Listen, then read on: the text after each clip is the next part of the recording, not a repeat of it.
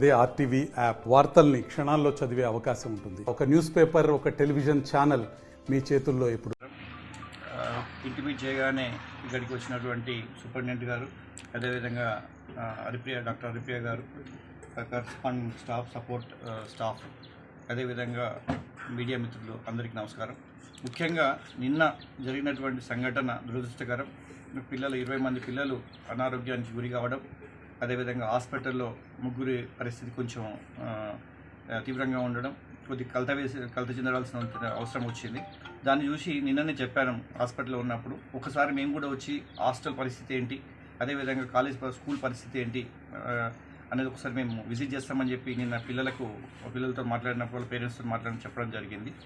అదేవిధంగా మేడం కూడా చెప్పాను, ఈరోజు విజిట్ చేసి కొంచెం పిల్లల ఆరోగ్య పరిస్థితి కూడా ఎలా ఉందో మేము మీ సమక్షంలో చూద్దాం మేడం అనగానే వాళ్ళు కూడా హెల్త్ డిపార్ట్మెంట్ నుంచి కూడా సహకారం వచ్చింది.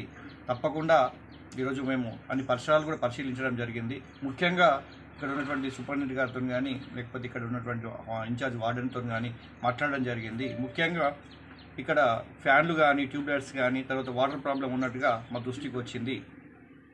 తప్పకుండా మొన్ననే జనరల్ బాడీలో మాట్లాడేటప్పుడు కూడా ఈ కొన్ని స్కూల్స్లో టాయిలెట్స్ విషయంలో కానీ, ఇన్ఫ్రాస్ట్రక్చర్ విషయంలో కానీ కొన్ని ఇబ్బందులు ఉన్నాయనే విషయం కలెక్టర్ గారి దృష్టికి తీసుకుపోవడం జరిగింది. కలెక్టర్ గారు సానుకూలంగా స్పందించారు. ఈరోజు రాష్ట్రం ఎంతో ప్రతిష్టాత్మకంగా తీసుకున్నటువంటి మోడల్ స్కూల్స్ కానీ, గురుకులాలు కానీ ఎంతో ప్రతిష్టాత్మకంగా తీసుకొని మంచి రిజల్ట్స్ సాధిస్తున్న తరుణంలో ఇలాంటి చిన్న సంఘటన జరగడం చాలా దురదృష్టకరం. కాకపోతే డాక్టర్ గారు ఇప్పుడే చెప్పారు, అక్కడ ఉన్నటువంటి కిచెన్లో పనిచేస్తున్నటువంటి వాళ్ళకి కూడా కొన్ని ఇన్స్ట్రక్షన్స్ కూడా ఇవ్వడం జరిగింది, గ్లౌజులు పెట్టుకోమని చెప్పి.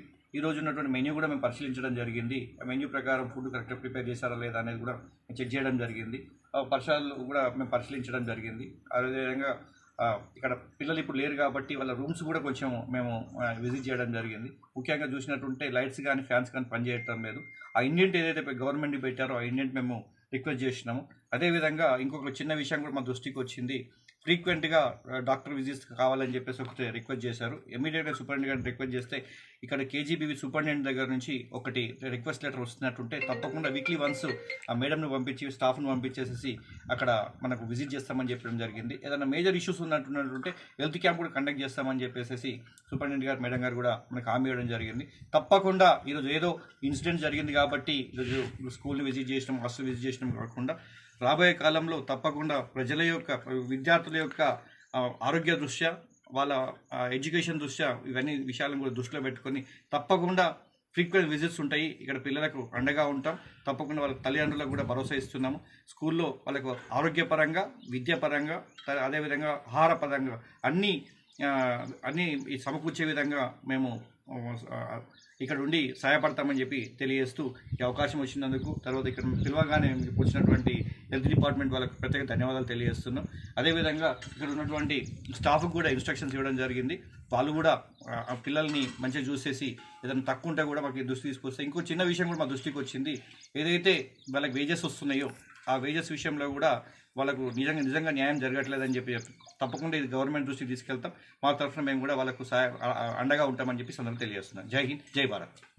అందరికీ నమస్కారము. ఏంటంటే నిన్న మనకు కొంచెం మేజర్ ఇష్యూ జరిగింది. వాళ్ళతో మాట్లాడిన, హెడ్ మాస్టర్తో మాట్లాడిన అది మళ్ళీ అంటే వండేటప్పుడు పడలేదు, వండిన తర్వాత మరి యాక్సిడెంట్గా వెళ్ళిందా అని అన్నారు.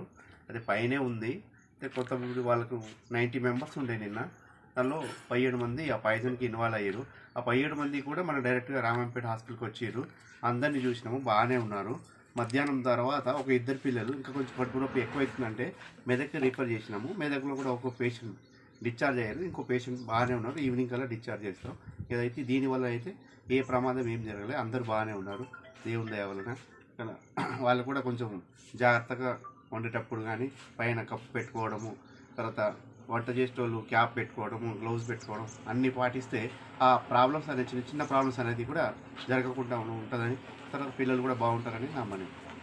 మరిన్ని వీడియోస్ కోసం ఛానల్ ని సబ్స్క్రైబ్ చేయండి. లేటెస్ట్ అప్డేట్స్ కోసం వాట్సాప్ ఛానల్ ని ఫాలో చేయండి. అండ్ లింక్ డిస్క్రిప్షన్ లో ఉంది.